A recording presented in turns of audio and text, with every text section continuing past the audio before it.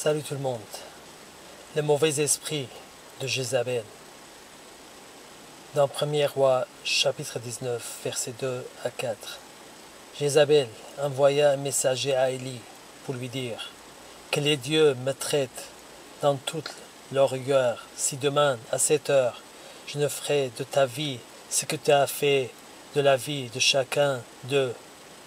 Élie, voyant cela, se leva et s'en alla pour sauver sa vie. Il arriva à Beersheba, qui appartient à Juda. Il y laissa son serviteur. Pour lui, il alla dans le désert où, après une journée de marche, il s'assit sous un genêt et demanda la mort en disant « C'est assez maintenant, l'Éternel, prends mon âme, quand je ne suis pas meilleur que mes pères. » Donc ce mauvais esprit de Jézabel a tremblé Élie après avoir tué tous les prophètes de Baal avec l'épée.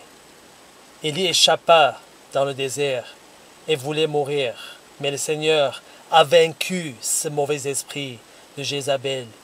Il a dit à Élie dans 1er Roi chapitre 19 verset 18 « Mais je laisserai en Israël 7000 hommes, tous ceux qui n'ont point fléchi les genoux devant Baal et dont la bouche ne l'a point baisé. » Le mauvais esprit de Jézabel est entré partout dans ce monde, et même à l'église de Babylone.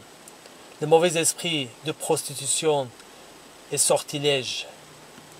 Écrit à l'ange de l'église de Thyatire, dans Apocalypse, chapitre 2, versets 20 à 23.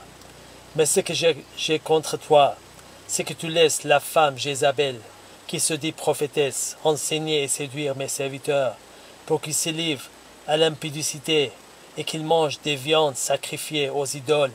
Je lui ai donné du temps, afin qu'elle se repentît. Elle ne veut pas se repentir de son impudicité.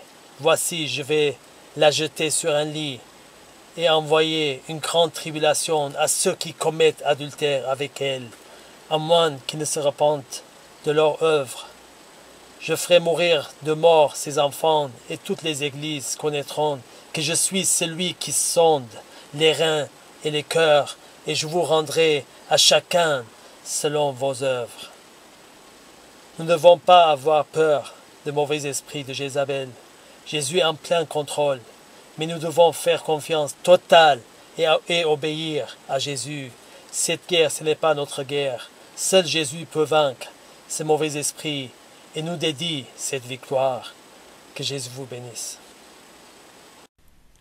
Celui qui rend témoignage de ces choses dit « Certainement, je viens bientôt.